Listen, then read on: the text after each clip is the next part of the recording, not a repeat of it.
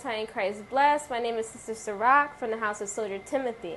So I've been watching the news lately, and I see the new COVID variant is spreading, and I hope you guys are watching the news too and staying current on what's going on.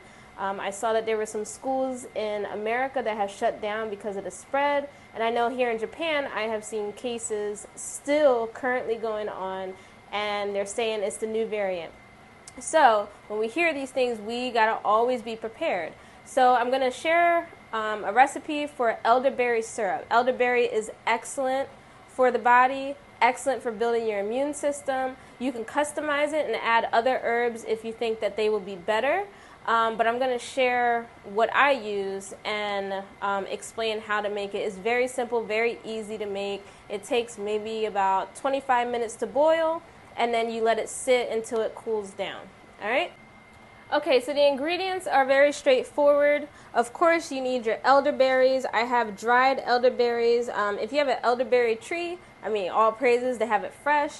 You can get them on Amazon. I got mine from iHerb, and I ordered organic elderberry. I like to use organic, try to decrease the amount of chemicals we consume already. So you need a half a cup of elderberry.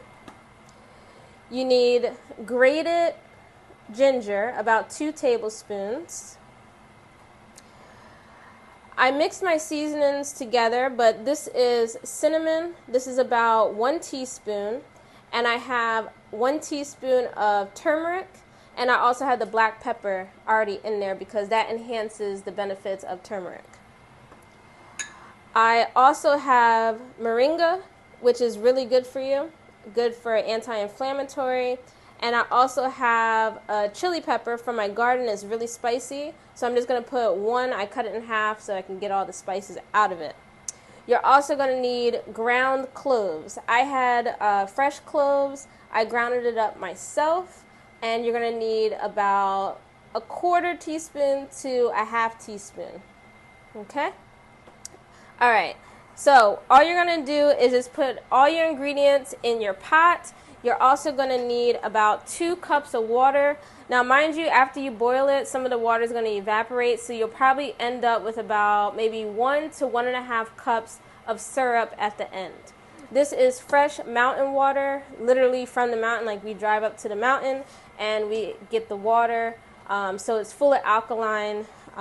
But if you don't have access to that, use bottled water or some type of clean, purified water.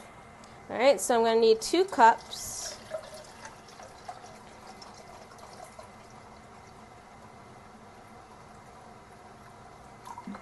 Okay, I'm going to put it in my pot. And now I'm just going to add the ingredients in there. So I got my elderberries, my ginger. And like I said, you can customize it. If you know that there are other herbs that you can use that are going to be anti-inflammatory, antibacterial, things that are going to help your immune system, use it. There's no specific recipe for this other than just make sure you have your elderberries because the elderberries are really good for fighting a cold and building up your immune system. All right, got my ground cloves. All right, so now all I'm going to do is just stir it. Let me see. I'm going to use this. I'm just going to stir it just to mix up the ingredients. And I'm going to put this on high.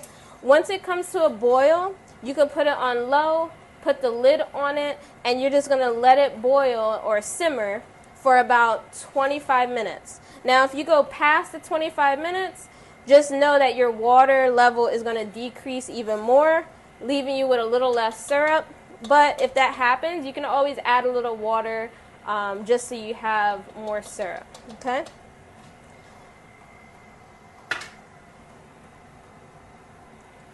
Alright, so I'm going to put the lid on and let that boil. Now, after the 25 minutes is over, you're going to turn it off and you're just going to leave it on the stove. I like to leave it with the lid on and just let it steep for at least about an hour until it cools down, because afterwards you're going to put honey in it. If you're vegan and you don't do the whole honey thing, that's fine. You can do agave. You can do maple syrup. You can do, what else? Molasses. Whatever sweetener you choose. If you don't want to use a sweetener at all, you definitely don't have to. However, as far as storing it, it'll store in the refrigerator for 2 weeks if you put a sweetener in it. If you don't put a sweetener in it, maybe a couple days, 5 days, 4 days, 5 days. So just be mindful of that. If you don't add some type of sweetener, the shelf life significantly decreases. So early this morning at I don't know, maybe 4 o'clock this morning, I was up and I already made a batch. So I'm going to show you what to do after it's cooled off and after it's already finished. So I already have my honey in my jar. I got my little, I don't know. I lost some of my English, whatever this is. This right here. And I got my cheesecloth. And all I'm going to do is take my syrup. As you can see, look how rich and black it is. It's beautiful. All right, I'm just going to pour it.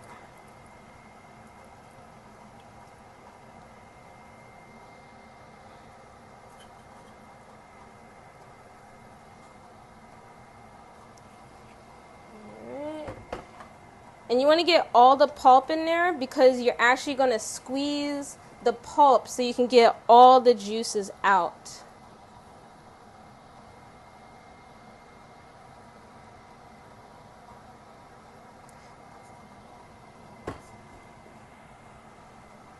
And take it and you're just going to squeeze it because you want to get all of that medicine. So my jar is actually full. So I'm going to have to get another jar because I don't want to miss any of that. Alright, and that's really all you do. And you just take a spoon, mix it up, and you're going to take about 1 to 2 tablespoons a day to get your body prepared for what's to come and get our bodies right. Some people take 1 tablespoon. I like to take 2 because it doesn't hurt to take 2 tablespoons. But I hope that helps, and be safe, Israel, out there. Make sure you're watching the news, see what's going on with the current events, so that we can have a healthier state of body, and also make sure our family is also very healthy. With that, I say shalom, Most High in Christ bless. All right, I thought I was done, but I forgot to add one more thing. So I got my bigger jar, as you can see. It made a little bit more than I expected. I guess not as much water evaporated.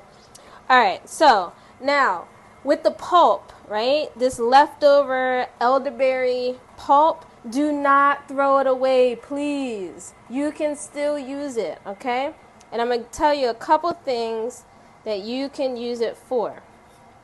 So one of the things you could do, which I have done, is make a tea. So all you do is just take the pulp, boil it in some water for about 15 minutes, and then let it steep. And you have elderberry tea, okay? The other thing that you can do is you can take the pulp, grind it up a little smaller, and you can make dessert with it. So you can make muffins or cakes, unleavened bread with it. Very delicious, right? The other thing you can do, which I have done, is if you make kombucha, you can add the elderberry pulp to your kombucha, and your kombucha just leveled up to the next level. So you can have an elderberry kombucha. All right? So I hope that helps. Do not throw away the pulp. Please use it. And there's other recipes that you can use this for. You can Google it. But those are the 3 that I have used, and it has worked very well. So shalom. Don't throw away the pulp. All praises. Most High Christ bless.